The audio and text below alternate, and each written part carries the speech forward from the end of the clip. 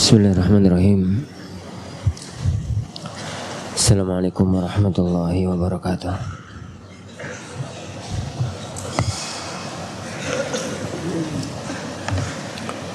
Alhamdulillahirabbil alamin. Wassalatu wassalamu ala asyrafil anbiya'i wal mursalin Nabiyyina Muhammadin wa ala alihi wa ashabihi ajma'in. Wa ala alihi wa ashabihi wa man sara ala nahjihi ila yaumiddin. Asyhadu an la ilaha illallah wahdahu la syarika lah, ilahul awwalin wal akhirin. Wa asyhadu anna Muhammadan abduhu wa rasuluhul mab'utsu rahmatan lil alamin. Amma ba'd. Akhwani wa akhwati fid din, azanillahu hayyakum. Alhamdulillah, kita lanjutkan kajian kita masih dalam adab at-talib fi hayatihi al-ilmiyah. Adabnya seorang talibul ilm dalam kehidupan ilmiahnya. Pada poin yang ke-38 beliau mengatakan jardul mutawwalat. Jardu al-mutawwalat.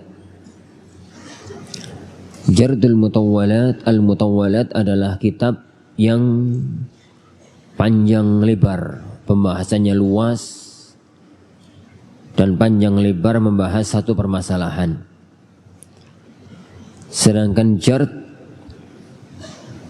itu membaca, menelaah kitab-kitab tersebut. Jadi makna dari jardul mutawwalat adalah menelaah, membaca, mempelajari kitab-kitab yang panjang-panjang, yang luas dalam membahas satu permasalahan. Karena para ulama, para ikhwatin azanillahu wa iyyakum, tatkala beliau menulis satu kitab, itu tergantung yang dituju siapa. Yang dituju itu para pemula ataukah para talibul ilm yang sudah tidak lagi pemula, tapi juga bukan dikatakan sebagai orang yang sudah mapan ilmunya, masih di tengah-tengah. Ataukah kepada para tulabul ilm yang sudah mapan ilmunya, orang-orang yang berada pada puncak-puncak papan-papan atas dalam dunia ilmiah. Untuk para penuntut ilmu pemula, maka mereka menuliskan kitab-kitab mukhtasar, kitab-kitab ringkasan, kitab-kitab matan, kitab-kitab yang global, pendek, singkat. Karena tujuannya adalah agar mudah dipelajari, yang penting tahu gambaran global permasalahan dalam ilmu tersebut. Setelah talibul ilm itu memahami permasalahan awal, baru kemudian diluaskan sedikit, nggak terlalu banyak, diperluas pada kitab-kitab yang mutawassit, kitab-kitab yang pertengahan. Baru setelah dianggap dia itu sudah layak untuk memahami banyak permasalahan, diperluas, diperinci, dijabarkan dengan panjang lebar permasalahannya, dalilnya, bantahannya, dan macam-macamnya, baru kemudian pada kitab-kitab yang mutawwalat, pada kitab-kitab yang panjang. Makanya gak heran para ikhwatin azanillahu wa iyyakum, kenapa sih para ulama kadang-kadang satu alim menulis dalam satu permasalahan kitabnya berbeda-beda. Al-Imam Ibnu Qudamah rahimahullahu ta'ala, beliau dalam fikih Hambali, dalam fikih beliau mempunyai Al-Umdah. Beliau memiliki Al-Muqni' dan Al-Kafi. Beliau juga memiliki Al-Mughni. Kitab beliau Umdatul Fiqh, kitab tipis gini. Beliau peruntukkan untuk orang-orang yang masih awal-awal belajar fikih. Otomatis dalam mazhab Hambali yang kita maksud. Jadi otomatis dalam mazhab Hambali. Kitab Umdatul Fiqhnya Imam Ibnu Qudamah rahimahullahu ta'ala. Isinya hanya matan. Ada sih 1-2 dalil tapi sangat jarang sekali. Kemudian bagi yang sudah mempelajari kitab ini bisa naik ke kitab yang di atasnya. Jadi menurut Imam Ibnu Qudamah rahimahullahu ta'ala, mempelajari masalah fikih dengan agak luas, masuk sedikit kepada khilaf nazil. Khilaf nazil itu khilaf dalam satu mazhab. Sama-sama ulama Hanabilah tapi terjadi perselisihan padanya. Dan itu pada 2 kitab yang Anda sebutkan tadi, Al-Kafi dan Al-Muqni'. Taib. Dan apabila sudah dianggap dia itu menguasai fikih dalam mazhab Hambali, layak untuk masuk ke dalam perbandingan mazhab, baru beliau menuliskan kitab Al-Mughni bagi orang-orang yang sudah layak untuk membahas perbandingan mazhab. Kitab beliau Al-Mughni, syarah dari Mukhtasar Al-Khiraqi. Al-Imam Nawawi rahimahullahu ta'ala juga mempunyai gaya yang sama. Beliau mempunyai Minhajut Talibin. Beliau memiliki Rawdatut Talibin dan beliau memiliki Al-Majmu' Syarah Al-Muhadzab. Minhajut Talibin itu 1 jilid. Dan itu adalah matan puncak fikih mazhab Syafi'i. Matan tapi puncak, matan tertinggi. Sudah tidak ada lagi matan di atasnya. Sebenarnya beliau maunya itu nulis matan yang lain. Tapi qadarullah sebelum selesai beliau meninggal dunia. Kitab itu adalah Kitabut Tahqiq. Tapi karena nggak selesai jadi akhirnya kitab itu nggak kondang. Matan yang paling kondang adalah tulisan beliau Minhaj At-Talibin. Taib. Itu untuk mempelajari fikih dasar dalam mazhab Imam Syafi'i rahimahullah ta'ala. Bagi yang sudah selesai mempelajari matan itu masih dalam urut-urutan yang ditulis oleh Imam Nawawi.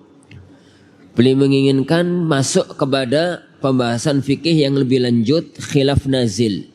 Khilaf nazil itu perselisihan dalam satu mazhab. Beliau mempunyai kitab Rawdatut Talibin. Rawdah At-Talibin. Taib. Dan bagi yang sudah mempelajari kitab itu dan dianggap sudah mampu untuk masuk ke dalam perbandingan antar mazhab, maka beliau menuliskan kitab Al-Majmu' Syarah Muhadzab.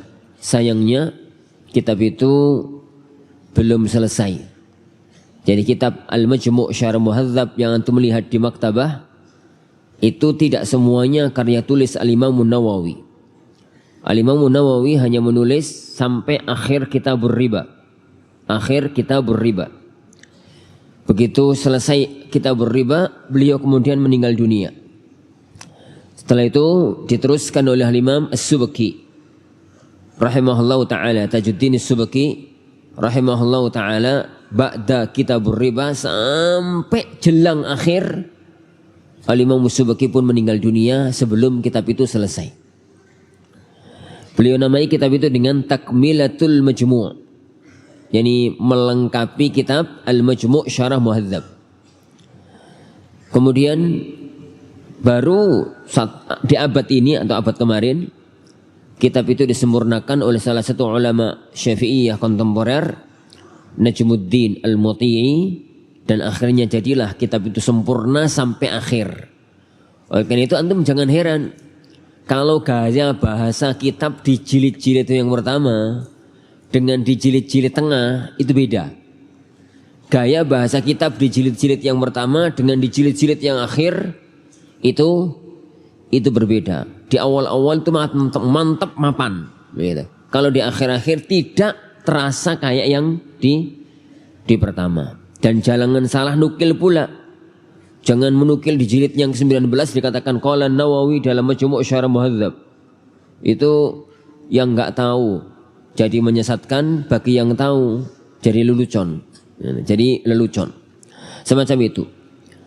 Itu pula yang pernah dilakukan oleh Imam Al-Ghazali rahimahullahu taala. Beliau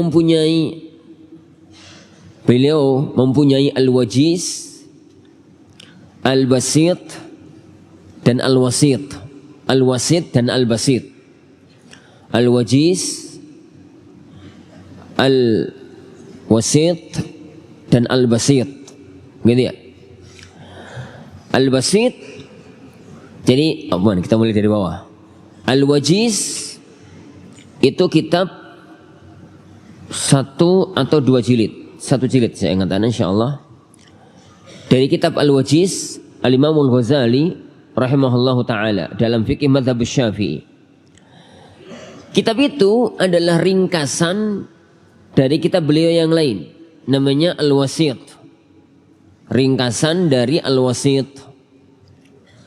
Al-Wasit sendiri itu ringkasan dari kitab beliau yang lain, namanya Al-Basit. Namanya Al-Basit. Sedangkan Al-Basit adalah ringkasan dari kitab Nihayatul Matlab. Tulisannya Imamul Haramain. Yani Nihayatul Matlab fi Dirayatil Madhab Syafi'iyah oleh Imam Haramain. Begitu. Alim satu mempunyai kitab tipis, kecil, sedengan, yang panjang. Nah, kitab-kitab yang kecil itu yang diinginkan untuk para pelajar-pelajar pemula. Kalau sudah melewati tahap awal itu bisa masuk kepada kitab-kitab yang panjang, yang agak lebar. Dan kalau sudah melewati tahapan itu, baru kemudian masuk ke kitab-kitab yang mutawwalat. Yani ke kitab-kitab yang mutawwalat. Itu makna dari jardul mutawwalat. Jard al-mutawwalat. Beliau mengatakan al-jardu lil mutawwalati min ahammil muhimmat. Menelaah kitab-kitab yang panjang itu adalah sesuatu yang sangat penting. Li ta'addudil ma'arif. Yani untuk biar pengetahuan kita itu beragam. Yani apa ya? Biar pengetahuan kita itu banyak, macam-macam. Wa tausi'il madarik, dan meluaskan pandangan ilmiah. Wa istikhraji maknuniha minal fawaidi wal faraid, dan mengeluarkan kandungan-kandungan berharga, baik faedah-faedah maupun hal-hal yang unik gitu ya, hal-hal yang bagus di situ. Wal khibrati min madhanil abhathi wal masail, dan mempunyai pengalaman untuk mengetahui di mana permasalahan dan pembahasan itu berada, tempatnya di mana. Wa ma'rifati taraikil musannifin fi ta'lifihim wa istilahihim fiha, dan mengetahui tata cara bagaimana model para penulis di dalam mereka menulis kitab-kitab mereka dan istilah-istilah yang mereka pakai.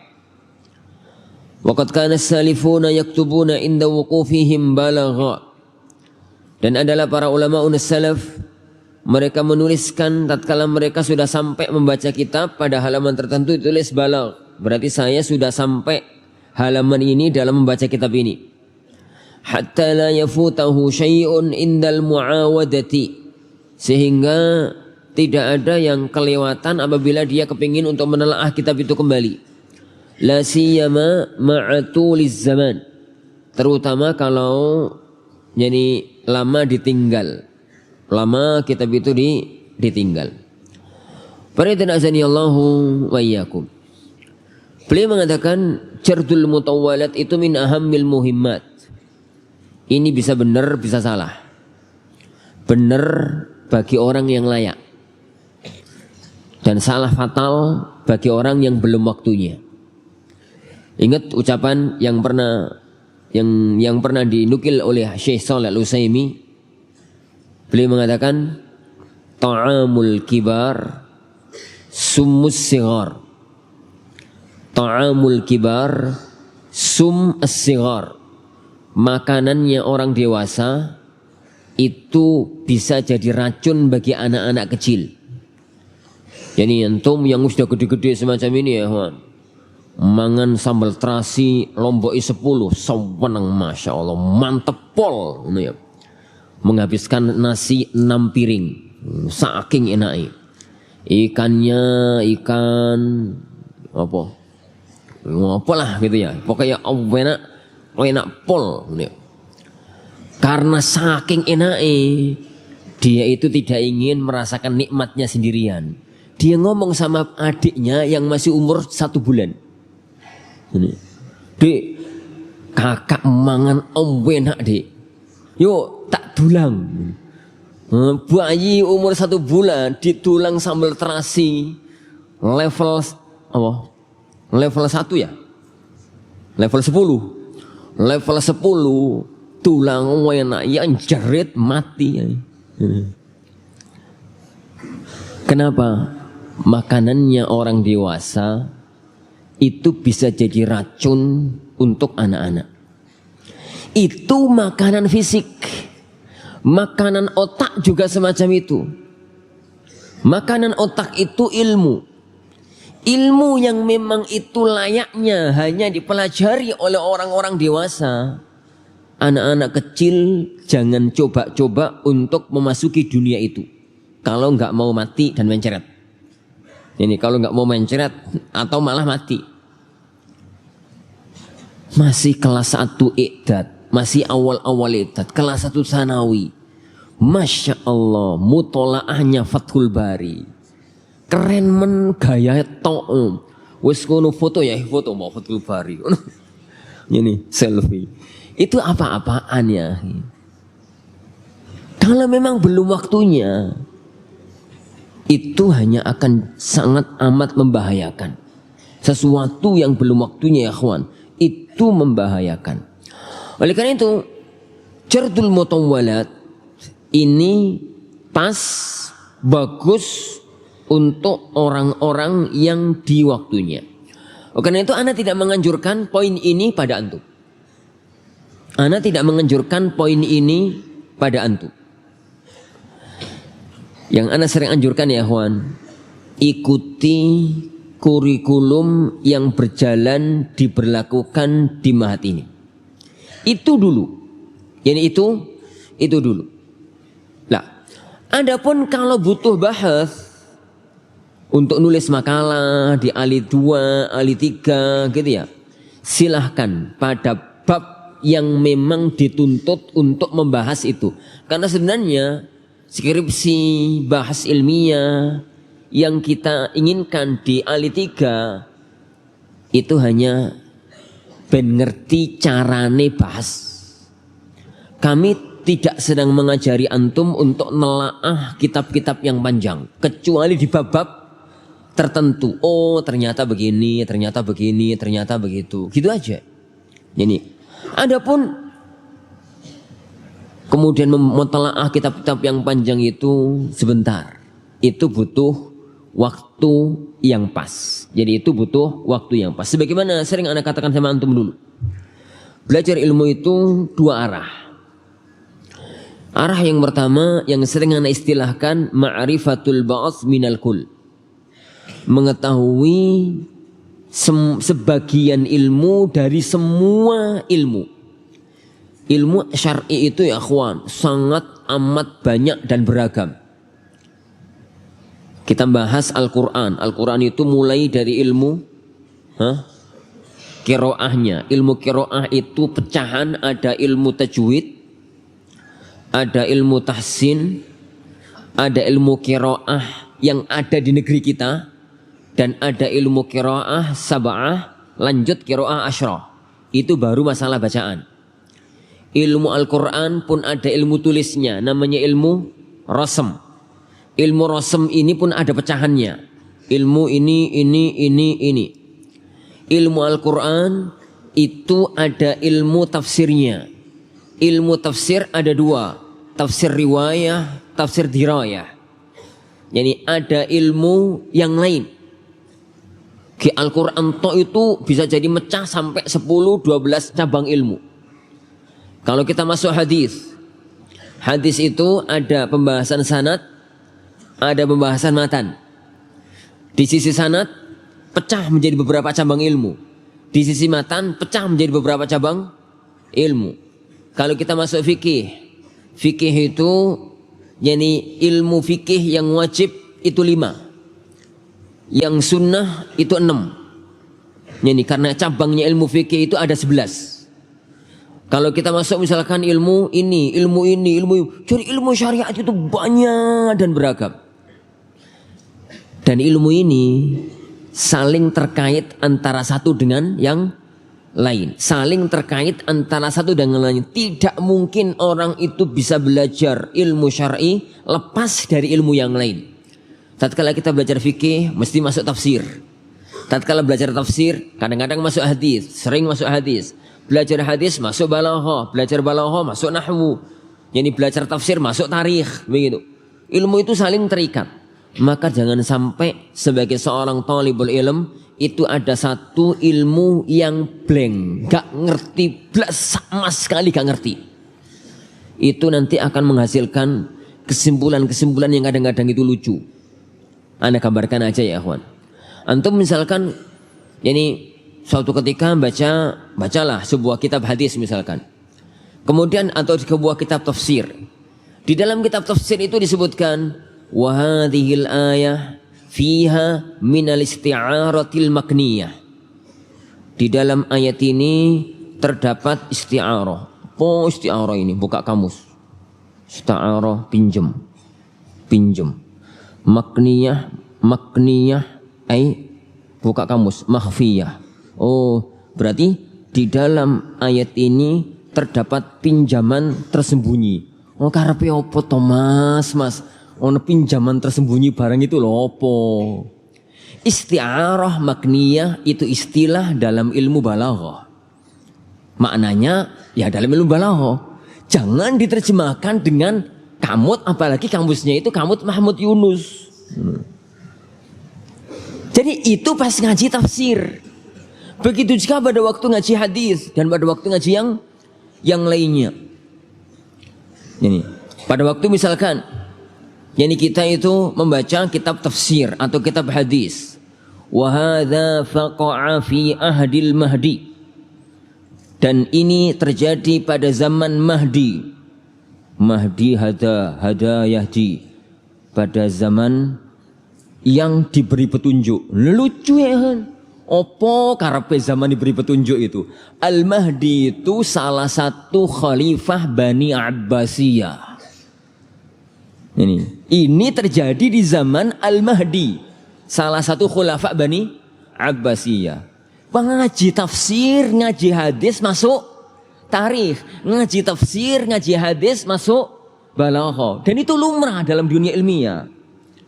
Jadi dalam dunia ilmiah, sehingga tidak terjadi kekacauan. Ono tulisan dalam ilmu tafsir misalkan alif, lam, ha, jim, alif, jim, dibaca hujjaj. Bukan hujjaj mas, hajjaj. Dan hajjaj wa ibnu Yusuf al-Thaqafi. Dan semacam itu. Makanya jangan sampai ada satu ilmu syar'i itu yang blank. Karena ilmu itu saling, ya kawan, terkait antara satu ilmu dengan ilmu yang lain. Saling terkait antara satu ilmu dengan ilmu yang lain. Pokoknya dasar-dasarnya. Ngertilah titik-titik itu meskipun ngerti yo. Dikit-dikit ngerti. Tafsir dikit-dikit ngerti. Hadis dikit-dikit ngerti. Jarah wa ta'dil dikit-dikit ngerti. Ini ngerti dikit-dikit gitu. Sekedar kenalan. Ya pernah salaman lah gitu. Sekedar kenalan. Itu semua ilmu. Lah. Ini jalan pertama. Jalan kedua. Untuk ilmu yang ingin kita kuasai. untuk ilmu yang ingin kita kuasai. Namanya takhusus, spesialisasi ilmu yang kepingin kita kuasai. Lah, itu yang dimulai tahapannya. Pertama, tahap awal, selesai, masuk tahap kedua, selesai, masuk tahap ketiga, selesai. Sampai nanti pada posisi jardul mutawalat. Jard al-mutawalat. Jardul mutawalat itu hanya pada posisi-posisi ilmu-ilmu yang memang ingin kita kuasai, ingin untuk kita kuasai. Kecuali kalau sedang bahas, sedang nulis makalah, mau nggak mau harus lompat dari satu kitab ke kitab yang lain, satu ilmu kepada ilmu yang lain pada titik pembahasan yang kita inginkan. Kenapa para ikhwan azanillahu wa iyyakum? Apa yang beliau katakan tadi? Dalam jardul mutawalat itu untuk ta'addudil ma'arif, tausi'il madarik. Jadi untuk meluaskan cakrawala berpikir, oh ilmu usul fikih, oh ternyata dalam Al-Mahsul itu gaya beliau itu begini. Beda dengan gayanya Amidi dalam Al-Ihkam. Beda pula gayanya Ibnu Hazm dalam Al-Ihkamnya. Beda dengan gayanya Ibnu Qudamah pembahasannya. Berarti dalam pandangan Ibnu Qudamah masalah ini itu begini. Beda dengan pandangannya fulan. Gitu. Jadi cakrawala berpikir itu meluas. Itu yang bahasa kerennya zaman sekarang itu piknik ilmiah. Piknik. Yuk nggak kemana-mana sih, yuk di atas meja tapi piknik ilmiah. Sehingga kemampuan orang itu kalau semakin banyak piknik ilmiah itu nggak kuper. Jadi nggak kurang pergaulan, nggak kurang informasi, nggak kurang update gitu ya, nggak kurang ini, nggak kurang itu. Karena kekurangan dalam dunia ilmiah jenis ini sering mengakibatkan akibat-akibat yang fatal. Menganggap bahwasanya ini satu masalah yang paten, pasti ini, gak ini keluar dari salafi. Padahal di sana ada pendapat-pendapat lain yang jauh lebih mapan masalahnya. Contoh misalkan, makan daging unta itu membatalkan wudhu. Betapa sering saya mendengar dan saya nyampe kepada anak, para santri, banyak santri yang mau di ma'had ini, mau di ma'had yang lain, itu menganggap itu masalah paten. Seakan-akan tidak ada pendapat yang lain. Padahal makan daging unta membatalkan wudhu itu hanya mazhabnya Imam Ahmad rahimahullahu ta'ala. Imam Abu Hanifah, Malik dan Syafi'i mengatakan makan daging unta itu koyok makan daging pitik. Sama-sama tidak membatalkan wudhu. Sama-sama tidak membatalkan wudhu. Lah, permasalahan antum merojihkan yang membatalkan dan tidak itu masalah lain. Menguatkan yang batal dan tidak itu masalah lain. Tapi pengetahuan ilmiah bahwasanya dalam masalah ini ada pendapat lain, bahkan itu mazhab jumhur, itu sangat penting sehingga tidak terjadi suatu ketika itu jadi lelucon. Ini selama saya belajar, ini semua ustadz yang saya belajar darinya, beberapa pesantren yang saya pernah lewat darinya, tidak ada satupun kecuali yang mengatakan bahwa makan daging unta membatalkan wudhu. Maka itu adalah ijma ya ikhwan. Lucu ya ikhwan. Ijma isopo dul. Itu ijma'nya siapa? Ini. Pendapat anda itu mufradatu Ahmad. Pendapat dalam mazhab Hambali yang menyelisih semua pendapat mazhab yang lainnya. Kenapa? Karena kurang ta'addudul ma'arif. Ta'addud yani al-ma'arif. Kurang luasnya cakrawala dunia ilmiah. Lah, ini ya ikhwan, kalau kajian jenis ini memang untuk ilmu-ilmu yang takhusus. Jadi orang yang memang takhususnya dunia hadis, ya dia cakrawalanya luas di dunia hadis. Kalau memang dia itu takhusus dunia qiraah, ya cakrawalanya luas di dunia qiraah. Antum bisa gambarkan ya ikhwan. Dalam dunia perkuliahan ada loh doktor jurusan tajwid. Kira-kira yang pelajari apa? Embo, aku ya ora ngerti. Doktor ya ikhwan, jurusannya tajwid. Loh, padahal tajwid dari dulu kan non mati, mem mati, hukum mat, hukum jadi apa? Sama. Tapi kok sampai TK? Ngono ya. TK durung tajwid ya.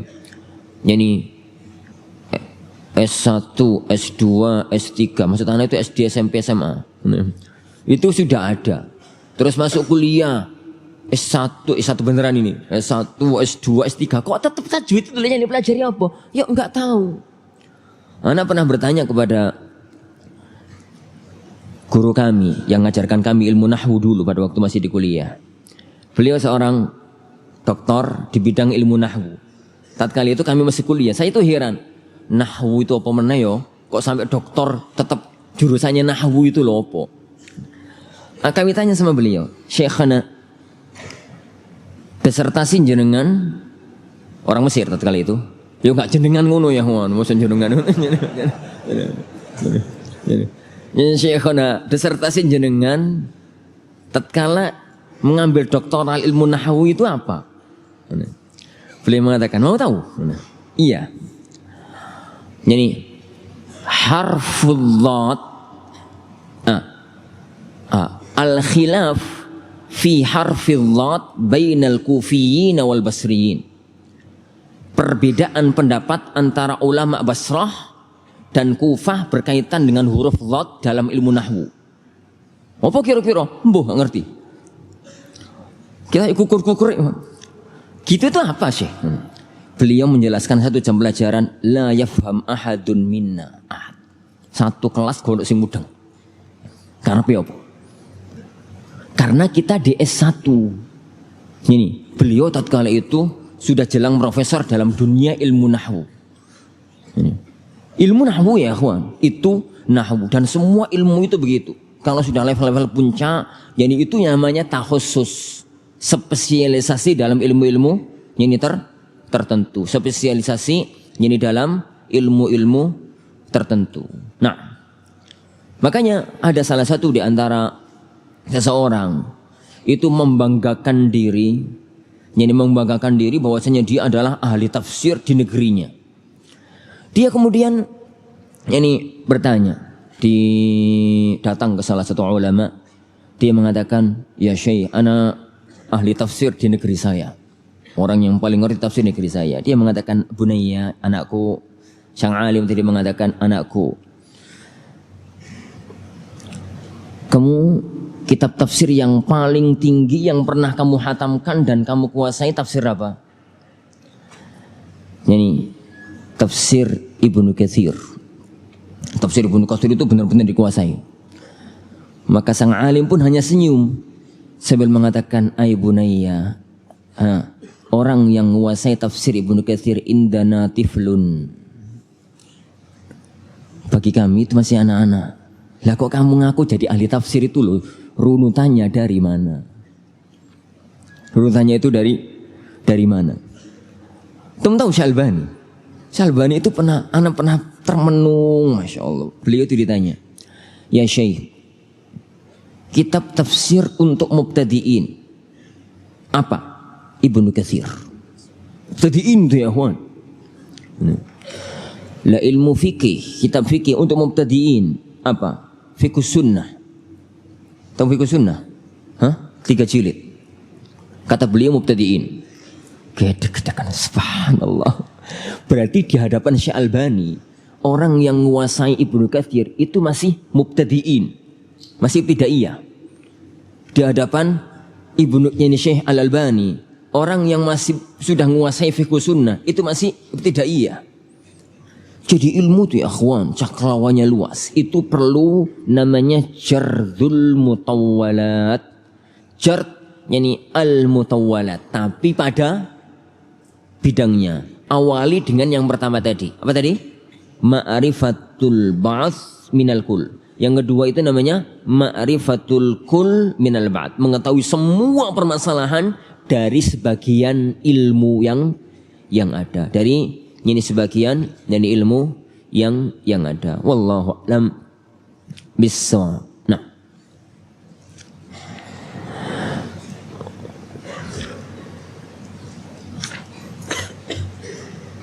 Tip.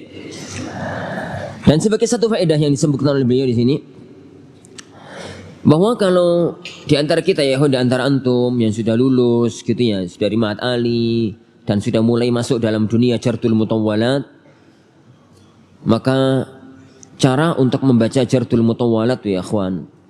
Pertama, jadi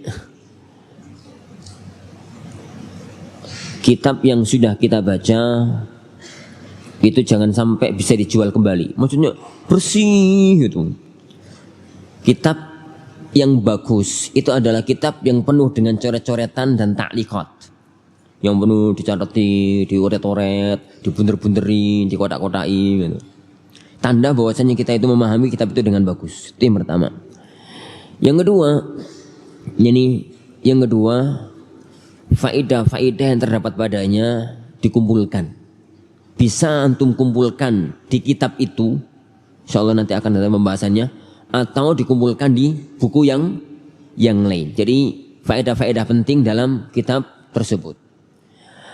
Yang ketiga, kalau berhenti membaca kitab itu, tulis balagh. Balagh di pinggirnya itu balagh, ya nggak harus semacam itu sih, tapi para ulama biasa nulis balagh. Balagh itu sebagai tanda bahwa saya sudah pernah sampai jadi halaman ini di baris ini. Suatu ketika nanti kalau kita ingin menelaah kembali kitab itu, kita lihat baca-baca gitu, lihat-lihat tulisan balagh terakhir, berarti pernah melewati kitab tersebut. Wallahu alam bissawab. Nah, tapi ya insyaallah subhanahu wa ta'ala ini pembahasan berikutnya kita lanjutkan pertemuan yang akan datang bi'idzni rabbina tabaraka wa ta'ala. Waktu gak ngatasi untuk kita lanjutkan pembahasan.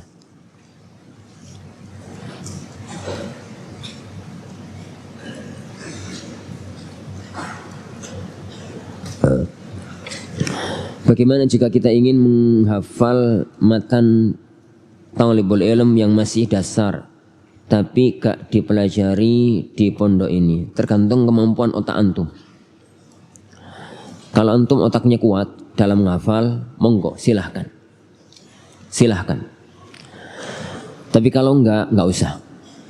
Enggak usah. Matan yang paling bagus itu adalah matan yang kita pelajari.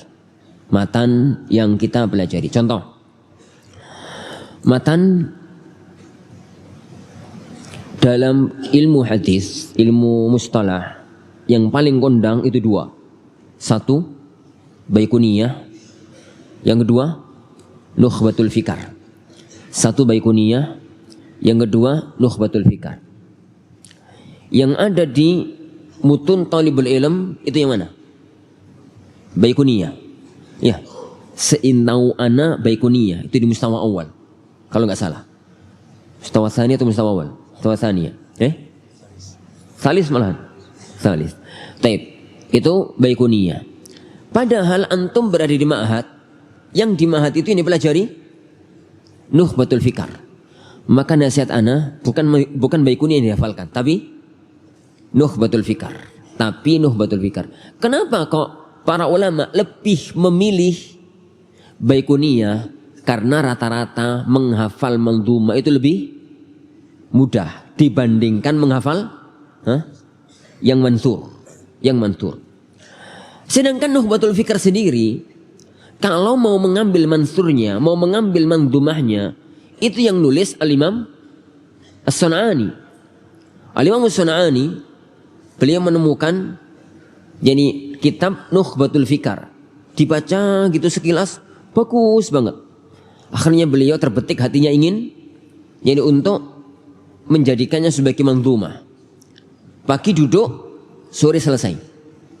Jadi pagi duduk, jadi sore selesai. Dan jadilah kitab beliau Qasbus Sukkar fi Nazmi Nukhbatil Fikar. Ini fi Nazm Nukhbah, yani Al-Fikar. Begitu. Jadi itu. Begitu juga dengan mutun ilmiah ya kawan. Mutun ilmiah yang lain. Taib.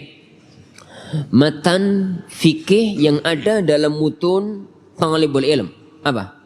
Mestinya Zatul Mustaqni. Ya benar. Mestinya Zatul Mustaqni. Karena mutun talibul ilm disusun oleh Syekh Abdurrahman Al-Qasim yang ada di Madinah. Dan fikih kota Madinah, fikih Hambali. Dan matan nomor 1 dalam fikih Hambali itu Zatul Mustaqni. Zat al-Mustaqni. Tapi kalau negeri kita di Indonesia, ana tidak menganjurkan untuk yang dihafal itu Zatul Mustaqni. Yang menganjurkan hafal matan fikih yang masyhur di negeri ini. hafalkan matan fikih yang masyhur di negeri ini. Apa itu? Matan Abi Syuja'. Matan Abi Syuja'. Loh, kenapa begitu Ustaz? Iya, fikih itu sama ya akhwan. Hanya kalau antum menguasai mukhtasar apa mau? Zadul Mustaqni. Zadul Mustaqni itu enggak payu ya akhwan di negeri Indonesia. Dalam arti untuk berhujjah kepada saudara-saudara kita di luar sana, Zadul Mustaqni itu enggak fungsi. Yang akan fungsi adalah Matan Abi Syuja'. Atau ambil mutun yang lain. Mutun yang lainnya. Dalam dunia fikih Syafi'iyah, matan yang paling bagus untuk dihafal. Bahkan para ulama-ulama Syafi'iyah sampai punya keyakinan siapa yang hafal matan ini pasti jadi hakim. Hakim dalam mazhab Syafi'iyah. Apa itu? Safwatuz Zubat Ibn Ruslan. Safwah Az-Zubat itu bait syair 1000 bait dalam fikih mazhab Syafi'i. Ya koyo Alfiyah begitu, Alfiyah Ibnu Malik itu kan 1000. Lah itu persis kayak gitu tapi dalam dunia fikih, dan itu matan yang paling bagus kalau mampu. Kalau enggak maka ambillah apa itu? Yang Anda katakan tadi? Matan Abi Syuja'. Ini matan Abi Syuja'. Begitu ya akhwan dengan ilmu-ilmu yang lainnya, dengan ilmu-ilmu yang lainnya. Tapi secara umum, Anda katakan, secara umum ilmu itu rata-rata sama antara satu negara dengan negara yang lain kecuali fikih, karena fikih itu berbeda antara satu mazhab dengan mazhab yang lainnya. Berbeda antara satu mazhab dengan mazhab yang lainnya. Wallahu a'lam bissawab. Nah,